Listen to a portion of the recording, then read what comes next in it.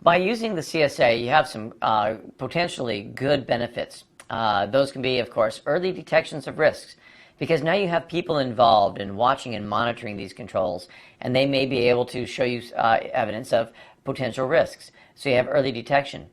You should get more effective internal controls, hopefully a more cohesive team. And by developing that sense of ownership of the controls, maybe you can get better motivation from the people that are working with it. If anything, you at least are increasing employee awareness of the organizational objectives as well as the risks they should be looking for. Hopefully, it gives you better communication between operations and the upper management. More motivated employees, as I said, improved audit ratings because you have this ongoing monitoring, reduction in the control cost, and more importantly for the stakeholders, more assurances for them and as well as the customers you support. Unfortunately, as with most ideas, there are disadvantages, and they exist as well with the control self-assessment. Some of them is, as I've already mentioned before, that it could be mistaken as an audit function replacement, and it certainly is not. Some people might think of this as more work that they have to do, filling out forms, going to meetings, and they may, cause them to, with that negative morale, to fail to act on improvements, and again, it could just damage morale.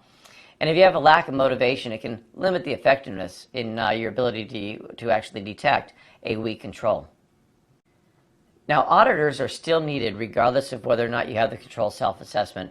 And in fact, they should be considered an enhanced part of the control self-assessment because if you already have a CSA program in there, then they're able to utilize that information in the course of their audit and to be able to hopefully get maybe a bigger picture of the overall effectiveness and the business objectives.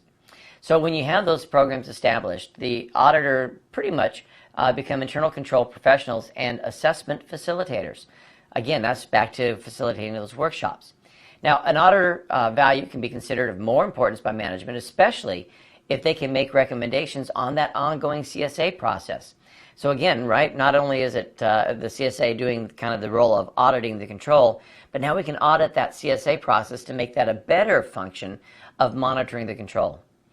It is important, though, that the auditors still understand the business processes that are being evaluated.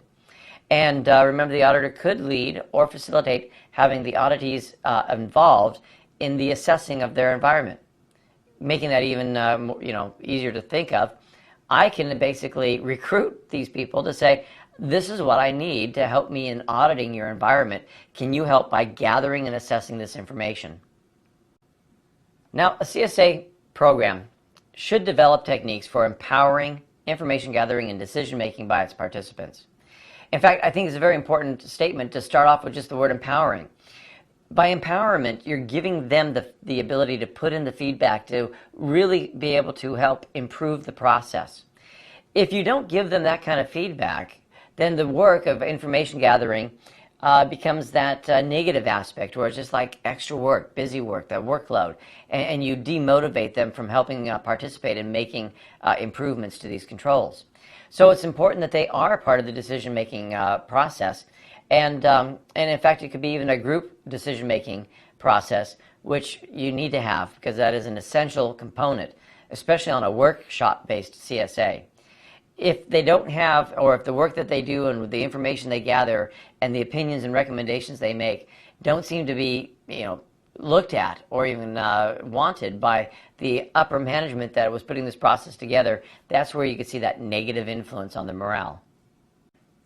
Now, when we look at the traditional method of analyzing and reporting versus the CSA approach, you'll notice that traditionally, the primary responsibility for the analyzing and reporting was given to the auditors, and to a lesser extent, the control departments and outside consultants that might come in to help carry that load. With the CSA approach, we're emphasizing management and accountability over the development and monitoring of internal controls. As I said, we're giving that to the people that are working with them in those areas and making them an active part of the process of the assessment and the auditing.